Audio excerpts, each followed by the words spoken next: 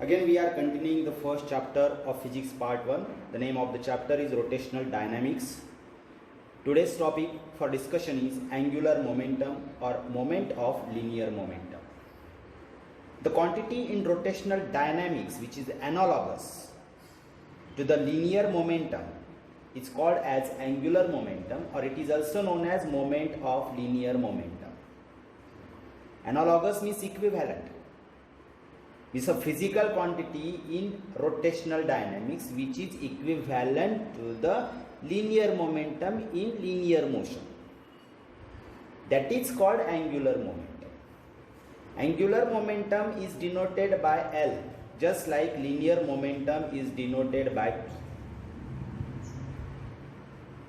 So, if you look at this figure, a rigid body is rotating about an axis which is perpendicular to the plane of the figure. If we consider any particle on the object, when the body rotates, the particle performs UCM, is uniform circular motion. If P bar is its instantaneous linear momentum and R bar is the perpendicular distance of the particle from the axis of rotation, then instantaneous angular momentum is given by R bar cross P bar. It is the cross product of position vector and linear momentum. Here you can say that R bar is also the distance of particle, perpendicular distance of particle from the axis of rotation. In magnitude, this angular momentum can be written as L is equal to PR sine theta. Means you can say that angular momentum, the magnitude of angular momentum is the product of linear momentum and perpendicular distance of the particle from the axis of rotation. This sine theta comes from the definition of cross product. What is the definition of cross product that we have studied in the 11th standard? Here theta is the smaller angle between the linear momentum is P bar and R bar, that is the position vector. Now the expression for the angular momentum is I omega, L equals to I omega, where I is the moment of inertia of the body about the given axis of rotation and omega is the angular velocity with which the body is rotating about an axis. And we know that the linear momentum is given by the product of mass and velocity.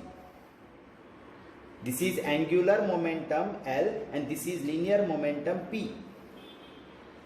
If we compare these two expressions, we can see that the moment of inertia replaces the mass of the body, and it is the physical significance. It is its physical significance that moment of inertia replaces the mass of the body. So this is all about the angular momentum, or it is also called as moment of linear momentum. Okay guys, now we are going to see the expression for angular momentum in terms of moment of inertia. There may be the question in the examination for 3 marks. Derive an expression for angular momentum in terms of moment of inertia of a body or in terms of angular velocity of the body. So first of all, you have to draw the figure showing a rigid body and an axis about which the body is rotating. The axis should be perpendicular to the plane of the figure. So the first of all, you have to start the answer that consider a rigid body rotating about an axis perpendicular to its plane with constant angular velocity omega. Here omega is the angular velocity with which the body is rotating about an axis. This arrow shows the direction of the rotation of the body.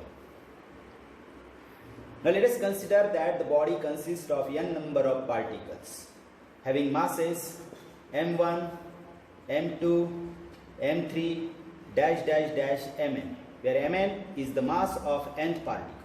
Means n number of particles are there and these are the masses of every particle. Their distances from the axis of rotation can be considered as r1, r2, r3, dash dash dash rn. Distance of each and every particle from the axis of rotation.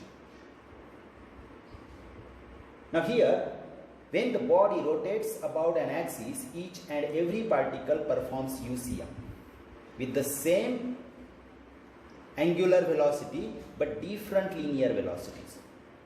And those linear velocities can be written as V1 is equal to R1 omega, V2 equals to R2 omega, V3 equals to R3 omega, dash dash dash Vn is equal to Rn omega. You can see that every particle is having the constant angular velocity but different linear velocities. And the directions of these velocities are along the tangents if we draw the circle consisting of that particular particle. Now, the linear momentum of the first particle can be written by the formula m1v1, which is the general formula for linear momentum, mass into velocity. And this is the linear momentum of the first particle, so you can see the suffix 1 here. Now if we put the value of v1 here, we get m1 in bracket. Value of v1 is r1 into omega. It means the linear momentum is m1 r1 omega. Now the angular momentum of the first particle can be written as L1 denotes the angular momentum of the first particle, and it is given by P1 into R1, means linear momentum into the distance of the particle from the axis of rotation. If we put the value of P1 from here, what we get? M1 into R1 into omega multiplied by R1. If this R1 is multiplied here inside the bracket, R1 into R1 becomes R1 square. So L1 is equal to M1 R1 square into omega. This is the angular momentum of the first particle.